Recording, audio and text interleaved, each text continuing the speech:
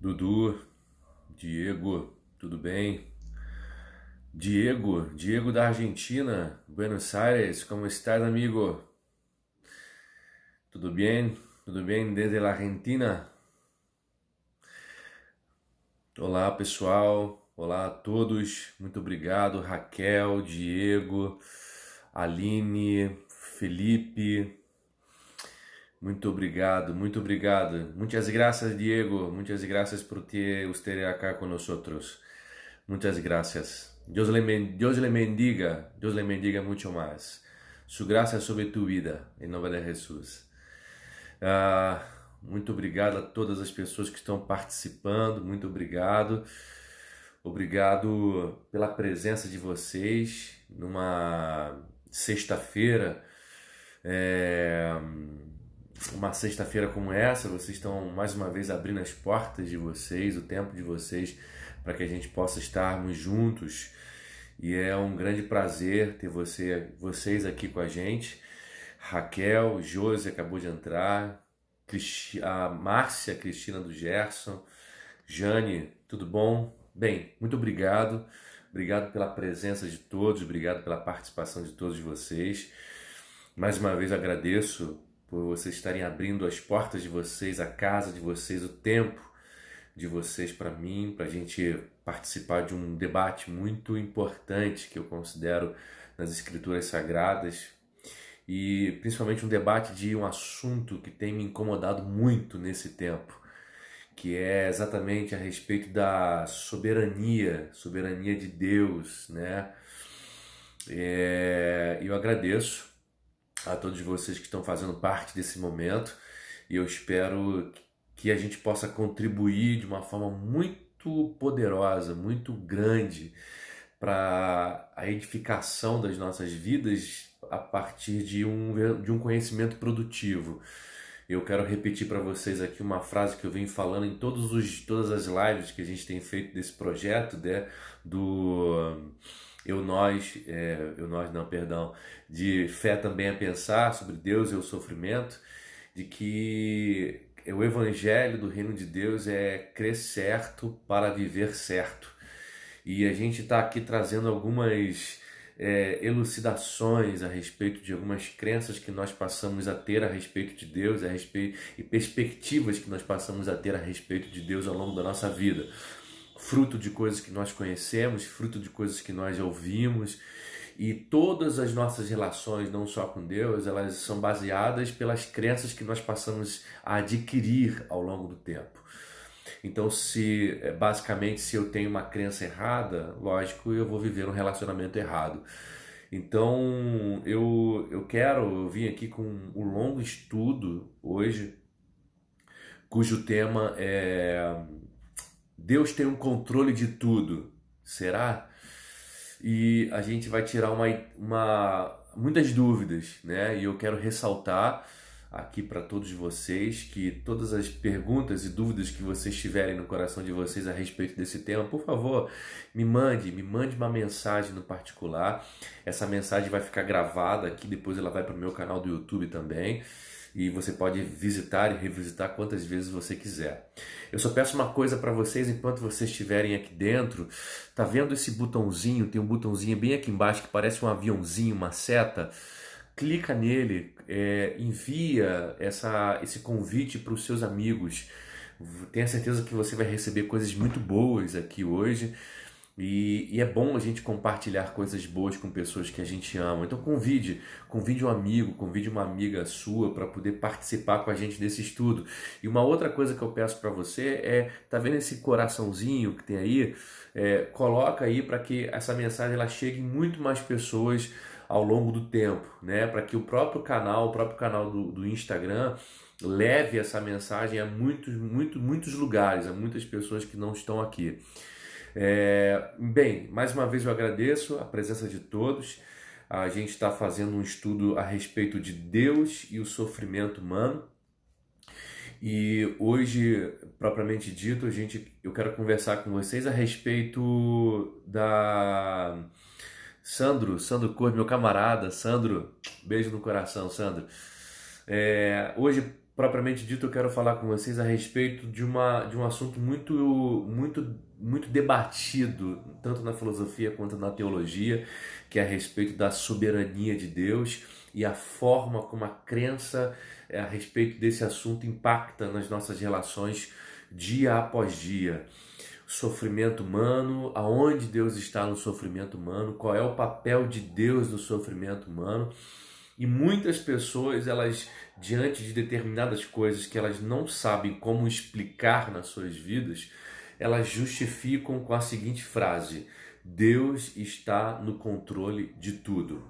E eu fico me questionando a respeito dessas afirmações. E eu gostaria de elucidar algumas coisas para vocês a respeito disso hoje.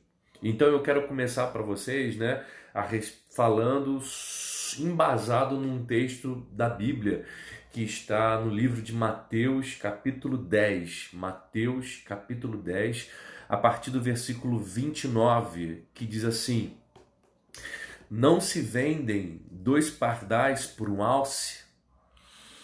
Nenhum deles cairá em terra sem o consentimento do vosso Pai. Não se vendem 2 pardais por um asse? E nenhum deles cairá em terra sem o consentimento do vosso Pai.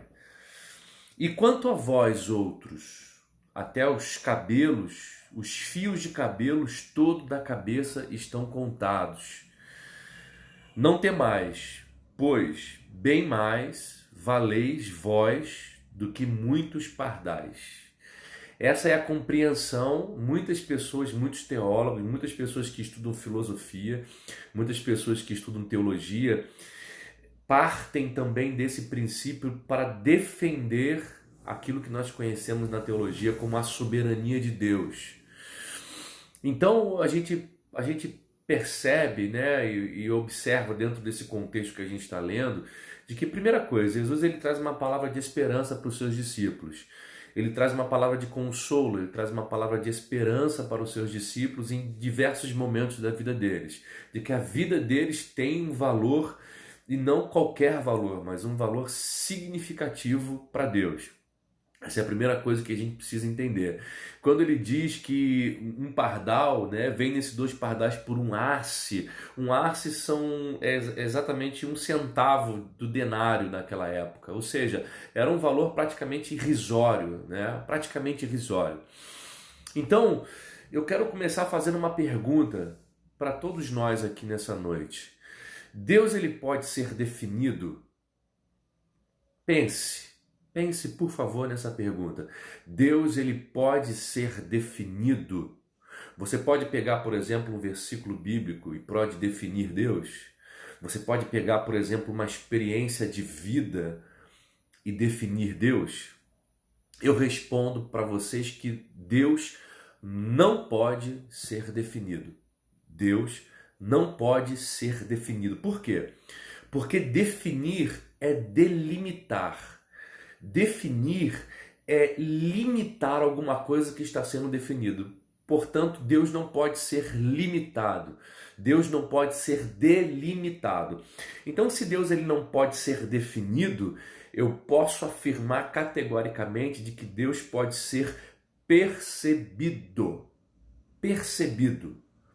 E cada um de nós temos uma percepção a respeito de Deus, seja por uma experiência, seja a partir de uma leitura bíblica. Cada um de nós temos uma percepção do que representa Deus, do que é Deus. Deus ele não pode ser definido, mas ele pode ser percebido. Deus ele pode ser percebido. E a segunda pergunta é: se Deus ele pode ser percebido, como que nós percebemos Deus em cada momento da nossa vida? Porque eu posso perceber Deus de uma maneira única, englobando toda a esfera da vida humana, como eu posso perceber Deus em cada detalhe da minha vida, em momentos que eu passo, nas minhas inquietações, por exemplo, nos meus questionamentos. Eu posso perceber Deus na minha angústia, Eu posso perceber Deus nos meus sofrimentos. Em cada momento eu posso perceber Deus. Eu posso ter uma percepção de Deus a partir das circunstâncias que se configuram na nossa vida. Então, isso é muito, muito importante, porque isso nos ensina muito, muito, muito a termos uma ideia clara e objetiva de qual é a visão que nós estamos construindo de Deus a partir de percepções que nós temos dadas as configurações que a gente vive dia após dia. E isso é muito interessante. Então, a gente pode perceber que Deus, a partir das nossas experiências, ele pode ser percebido e pode ser, de uma certa forma, também definido nos nossos corações. Então, a gente pode perceber Deus, por exemplo, como um estraga-prazeres. Sim, a gente pode perceber Deus como um estraga-prazeres. Eu não sei se você já teve essa experiência. Se você já teve essa experiência de, por exemplo, dizer assim, olha, você precisa tomar uma decisão, você precisa tomar uma atitude, e aí alguém vira para você e fala assim, você já orou a respeito disso? Você já perguntou qual é a ideia de Deus a respeito desse assunto? E aí você fica meio que com medo de pedir uma direção de Deus, porque você pode pensar assim, caramba, se eu pedir, ele vai estragar o meu prazer, ele vai estragar os meus planos. É mais ou menos assim, olha, eu quero muito ficar com a loirinha, mas eu vou orar, ele vai mandar eu ficar com a moreninha. Então, às vezes, a gente pode ter uma percepção de Deus como um estraga-prazeres, por exemplo. A gente pode ter a percepção de Deus como um juiz. A gente pode ter a percepção de Deus como um general. A gente pode ter a percepção de Deus como um mestre, como um ancião, alguém que ensina, um professor. A gente pode ter a percepção de Deus como um comandante de um exército. A gente pode ter a percepção de Deus, por exemplo, como um arquiteto. A gente pode ter a percepção de Deus como um relojoeiro. Voltaire, na filosofia, dizia que Deus era um grande arquitetor e um grande relojoeiro, que o mundo é como se fosse engrenagens. Outros, por exemplo, os deístas na filosofia, eles diziam que Deus também era um grande relojoeiro, só que ele deu corda no mundo e foi embora, virou as costas e foi embora. Então perceba que a gente pode ter essas perspectivas, a gente pode ter essas maneiras de perceber Deus a partir de experiências da nossa vida, a partir de momentos da nossa vida. A gente pode ter essas experiências, essas perspectivas a partir de versículos bíblicos, por exemplo. A gente pode ter essas visões. A Bíblia, por exemplo, ela também traz visões a respeito de Deus.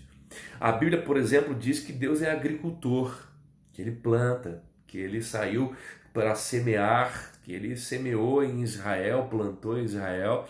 A Bíblia, por exemplo, traz uma visão de Deus como um edificador, aquele que lá em Apocalipse, por exemplo, é que está construindo um templo de pedras vivas para que a gente possa viver. A Bíblia também traz uma visão de Pai, que Deus é Pai. Uma perspectiva de que Deus é Pai. Jesus, ele nos ensina a chamar a Deus de Pai. Perceba como a gente começa a ter uma visão clara de que Deus ele não pode ser definido, mas Deus ele pode ser percebido. E existem diversas maneiras de se perceber a Deus, a partir de versículos, a partir de compreensões, de óticas da compreensão, a partir de experiências humanas que a gente vive e se relaciona.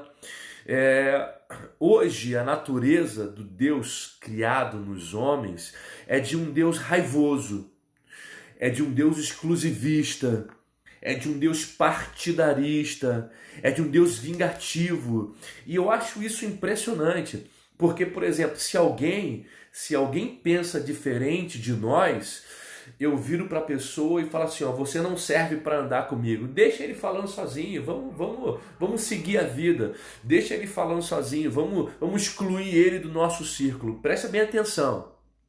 Somos um povo que mais falamos a respeito de um Deus de amor e que mais temos problemas com divisões, problemas com pessoas. Isso é um paradoxo. Isso é um tremendo paradoxo. E às vezes eu fico feliz quando uma pessoa que me perseguiu, quando uma pessoa que me fez mal, quando uma pessoa que me falou alguma coisa que eu não gostei, que me entristeceu, alguma coisa que acontece com essa pessoa, eu fico feliz. Eu falo assim, ó, isso aí foi justiça de Deus. Isso aí foi, ó, Deus está ali, ó. Deus é fogo consumidor. Não, Deus vai te matar e vai te ressuscitar para você aprender. Olha a nossa mentalidade a respeito de Deus. Olha a nossa perspectiva a respeito de Deus. Essa é a perspectiva que a gente cria, que a gente vem criando ao longo do tempo. Só que tem uma visão de Deus que está se alastrando, que tem me incomodado muito. E a partir disso é que eu resolvi fazer todos esses estudos a respeito do sofrimento humano e a presença de Deus a respeito disso. Uma visão que tem me incomodado muito a respeito de Deus é a visão de Deus como um Deus que ele é a causa primária do mal. Um Deus que é a causa primária do mal e do sofrimento humano. Por exemplo, eu já ouvi crente dizendo que a pandemia é um sinal de Deus, é uma mão de Deus no mundo para que as pessoas se convertam a Ele.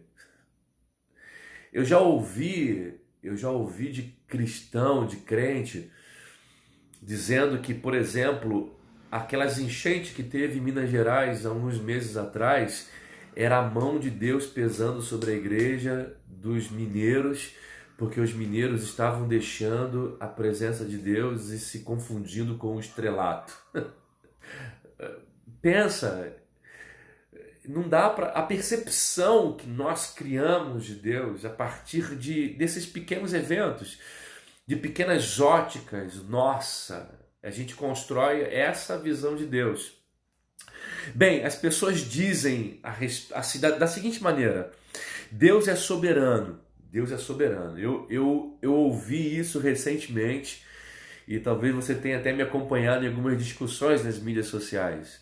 Eu ouvi assim, ó, Deus é soberano. Deus é soberano. Deus tem um propósito em tudo que Ele faz. Tudo que acontece no mundo, há algo de bom em tudo o que acontece no mundo, porque tudo que acontece no mundo é da vontade de Deus.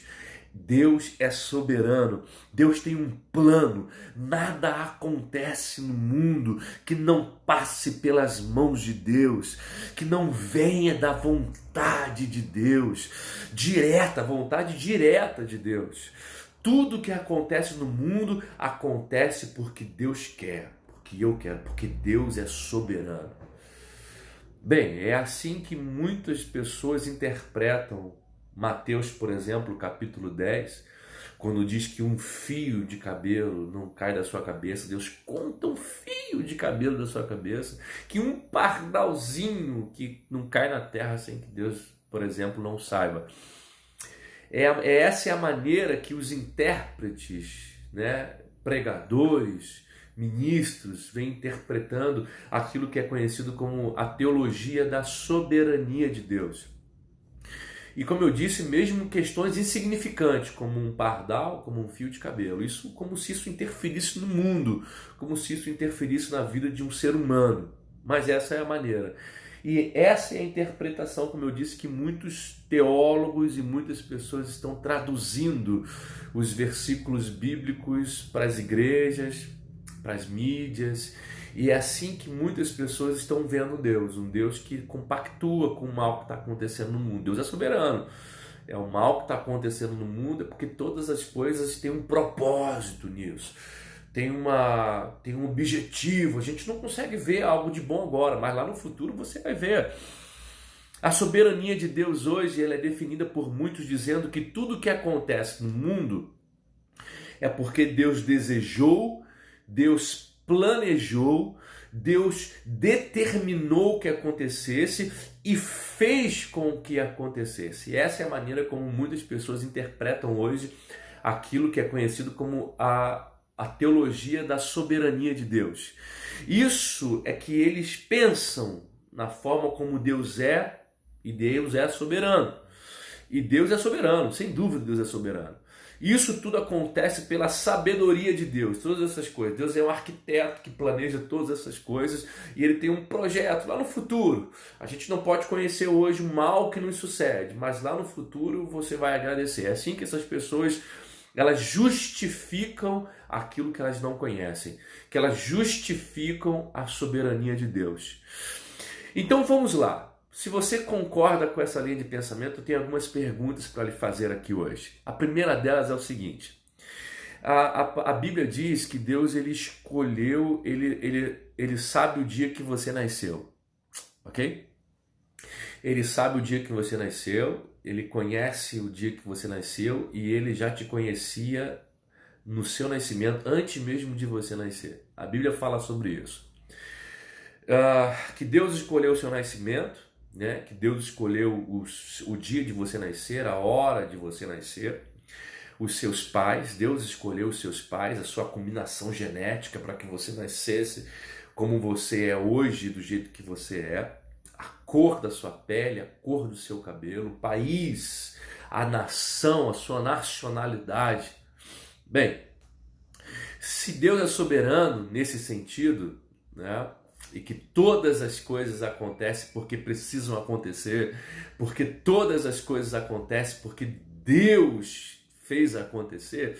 Então, se até o nascimento de uma pessoa é da vontade de Deus, preste bem atenção na minha pergunta. Então me explica o nascimento de uma criança nascida como resultado de uma violência como estupro. Me explica, por favor. Você que interpreta a soberania de Deus baseada dentro dessas visões que eu acabei de dizer para você assim. Como que você justificaria o nascimento de uma criança a partir de uma violência como um estupro? Deus é soberano. Ele desejou, ele planejou, ele determinou que acontecesse e ele fez com que acontecesse tudo o que acontece no mundo, porque Deus está no controle de tudo. Deus está no controle de tudo. A gente afirma, a gente faz essa afirmação. Deus está no controle de tudo. E é isso que está a minha angústia nesses dias. Deus está no controle de tudo. Então, se Deus, eu vou repetir a minha pergunta, por favor. Se Deus está no controle de tudo, por exemplo, inclusive no nascimento de uma criança, me explica aonde Deus estava quando uma criança nasceu pelo abuso, pela violência de um estupro.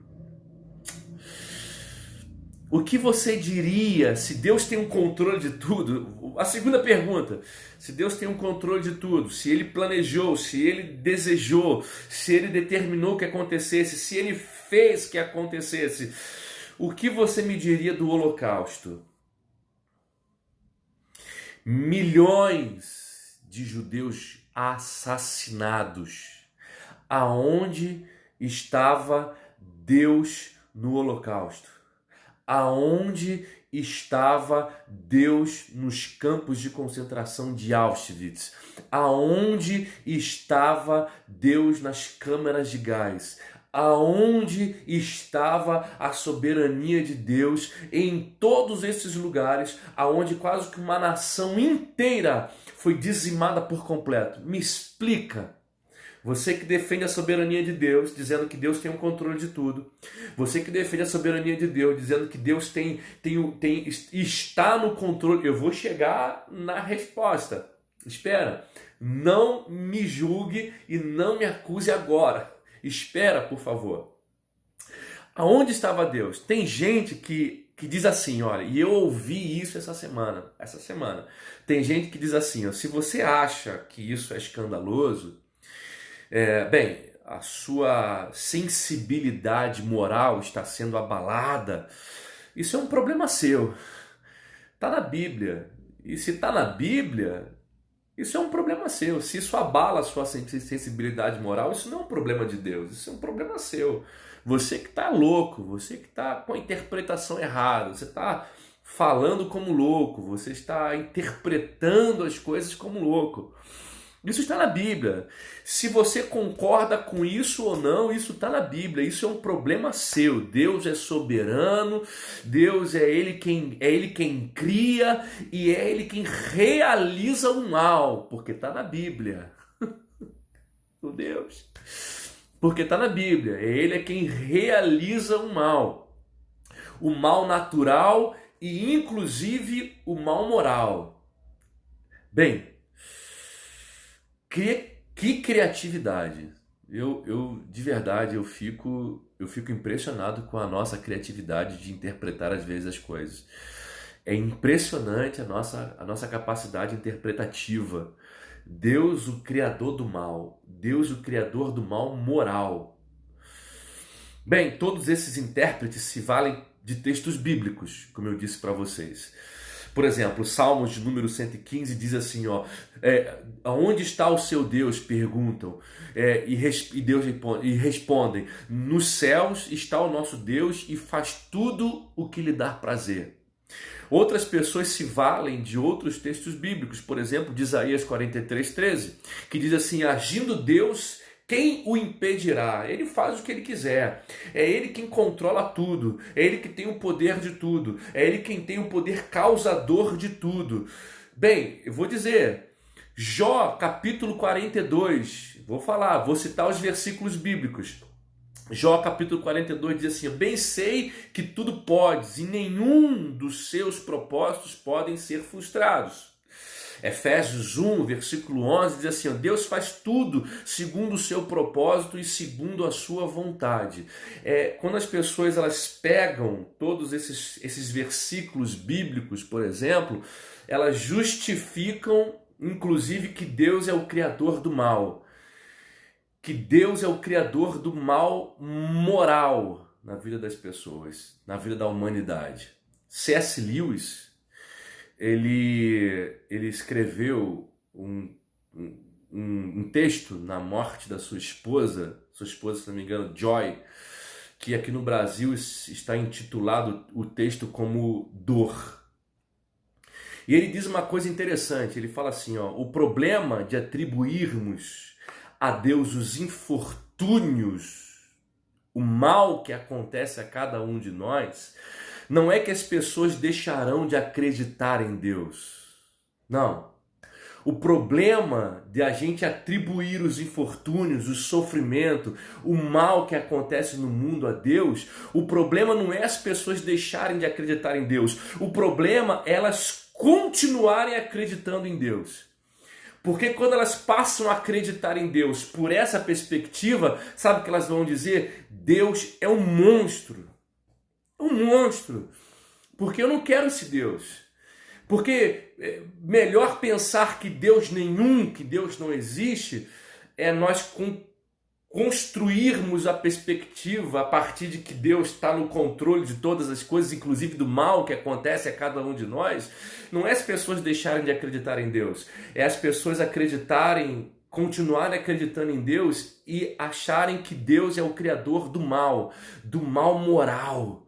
Elas vão achar que Deus é um monstro, que Deus é uma pessoa ruim e elas não vão querer se relacionar com Deus.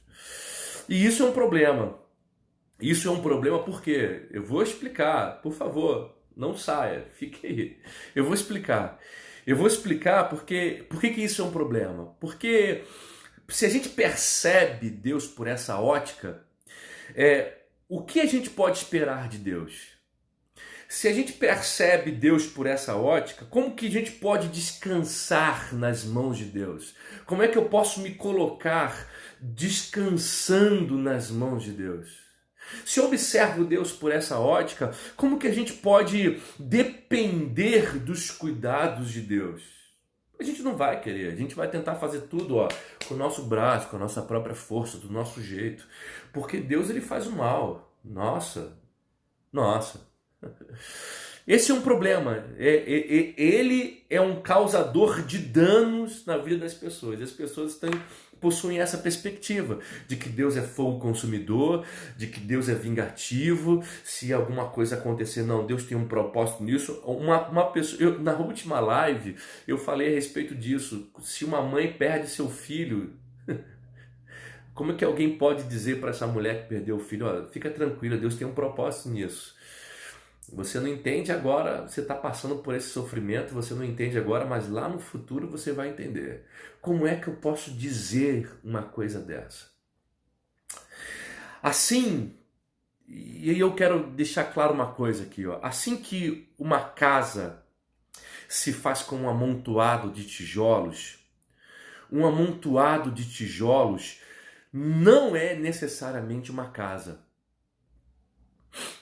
Também uma percepção bíblica, de versículos bíblicos, se faz com textos bíblicos. Mas da mesma forma, um amontoado de versículos bíblicos não é uma verdadeira percepção bíblica. E a gente precisa entender isso. A gente precisa estudar isso, compreender isso. Porque a gente pega compreensões isoladas de versículos para definir uma pessoa, definir o caráter de Deus, definir Deus. Preste bem atenção. O diabo, quando ele foi tentar a Jesus Cristo, ele usou a Bíblia. Ele usou as Escrituras para tentar o próprio Deus. E aí é uma coisa interessante, porque tem um escritor chamado Padre Antônio Vieira, que ele diz assim, ó, quando a palavra de Deus é proferida em sentido diverso, ao pronunciá-la, a palavra deixa de ser de Deus e passa a ser palavra do diabo. O diabo utilizou a própria Bíblia para poder tentar a Jesus. E quando a gente pega versículos isolados e a gente cria percepções de Deus a respeito, com base em pequenos versículos, sem entender o que aquilo quer dizer, eu construo dentro de mim uma fé completamente equivocada. Equivocada. E os meus relacionamentos com Deus também serão equivocados, serão limitados. Percepções bíblicas. Percepções bíblicas. Deus ele é um Deus de paz. Deus ele é um Deus de amor. E ele se revela de uma maneira muito completa em Jesus Cristo, como um Deus de amor. Como um Deus de amor. Jesus inclusive vinha corrigindo ao longo dos anos muitas percepções equivocadas que as pessoas estavam tendo. Os mestres da lei, os fariseus, os saduceus, os escribas estavam tendo a respeito de Deus. Visões equivocadas a respeito de Deus. Ele vinha corrigindo isso. Os mestres da lei tinham interpretações erradas a respeito de Deus. Por exemplo, em um dos episódios que eu acho fantástico, que Jesus vem corrigindo as percepções das pessoas, é quando de repente eles param diante de um cego de nascença e aí eles falam assim, mestre, quem pecou para que esse nascesse cego? Ele ou os pais dele? Aí Jesus fala assim, não, nenhum dos dois. Não, de maneira nenhuma, nenhum dos dois, nem ele, nem os pais dele. Nenhum homem nasce cego como resultado de uma maldição lançada pelo meu pai, por meio do meu pai. Pelo contrário, agora é que eu vou manifestar a vontade do meu pai. Agora é que eu vou manifestar as boas obras do meu pai. Meu pai não quer que as pessoas fiquem cegas. Meu pai quer dar vista aos cegos. Essa ideia equivocada de que Deus está punindo as pessoas, de que Deus está julgando as pessoas, condenando as pessoas pelos seus pecados. Queridos, o julgamento vai acontecer. E não é agora, é lá no dia do juízo. E quando isso acontecer, vai ser o grande juízo. Mas tem pessoas que acreditam que o mal que acontece hoje, como por exemplo eu ouvi esses dias, de que Deus é soberano e pessoas morrendo de coronavírus é a justiça de Deus pairando sobre a terra. É de uma criatividade fantástica. Eu tenho que bater palma para essas pessoas, de verdade. Deus é glorificado pela bondade dele. e não amaldiçoando pessoas. Deus não está sendo glorificado em pôr castigo e punição aos homens. Deus, ele é glorificado pelos milagres e a manifestação da sua bondade. É aí que Deus é glorificado. E não é por percepções equivocadas. Jesus veio para anunciar o ano da graça do Senhor, o favor de Deus, a bondade de Deus, e não o dia do juízo de Deus. Não o juízo, eu vou te castigar. Você que pecou, ficou vendo aquelas revistas, entrou naquele site, agora você vai ver, vai pegar a doença. Pelo amor de Deus, gente, por favor. Por favor. Jesus, ele veio para anunciar a bondade de Deus, ele veio para anunciar o ano da graça de Deus, o favor de Deus, a bondade, não o juízo. Quando Jesus estava em Nazaré, eu acho esse episódio fantástico. Em Lucas, ele mostra isso de uma maneira muito clara. Quando em Nazaré ele lê Isaías, e ele pega o livro de Isaías na mão, e ele lê o texto dizendo: o Espírito do Senhor está sobre mim, porque ele me ungiu. Ele me enviou para libertar os cativos, para libertar os oprimidos.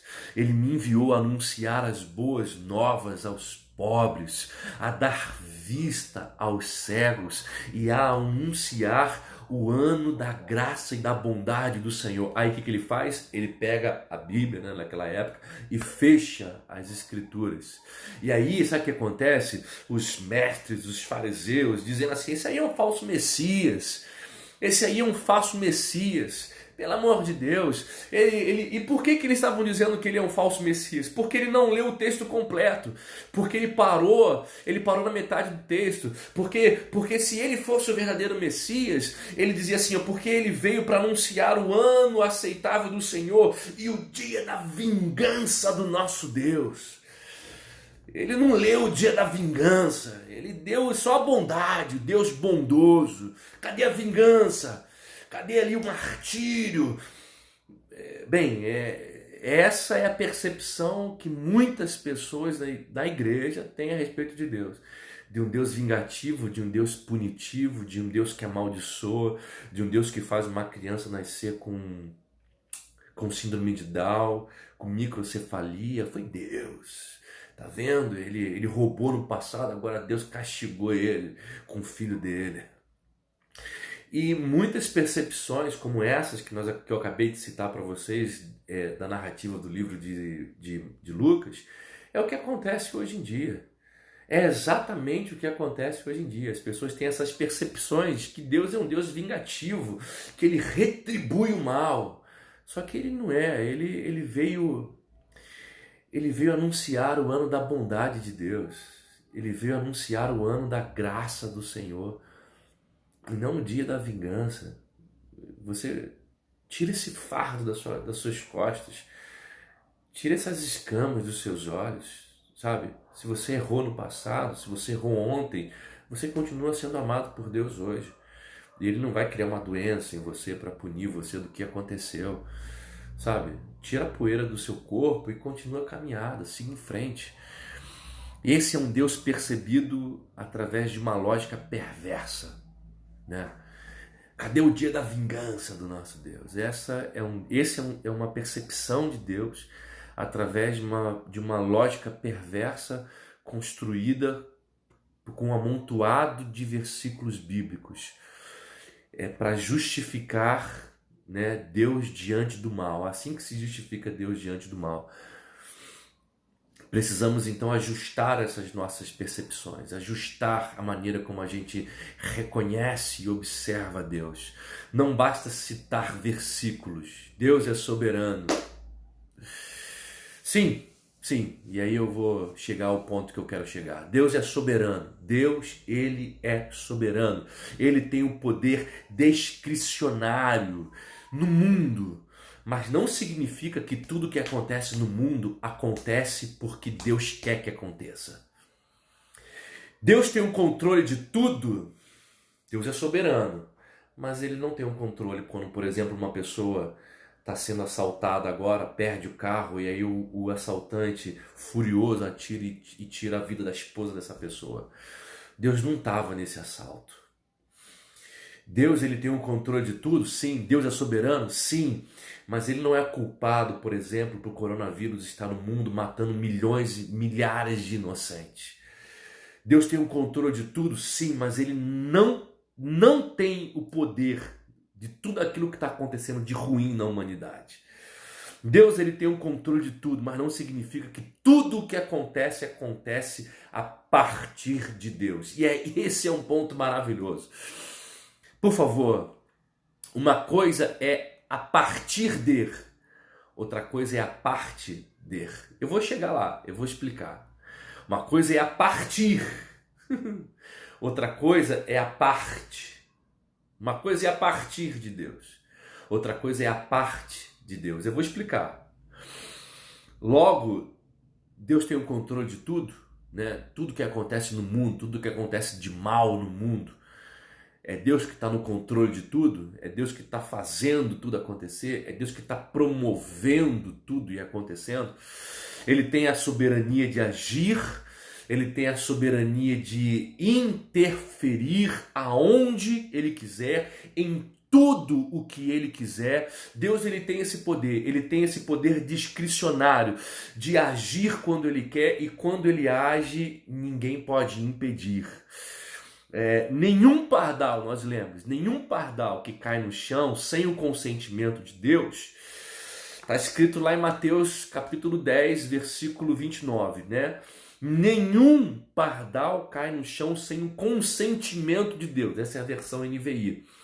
A versão NVT diz assim, ó, que nenhum pardal que cai no chão tem o consentimento de Deus.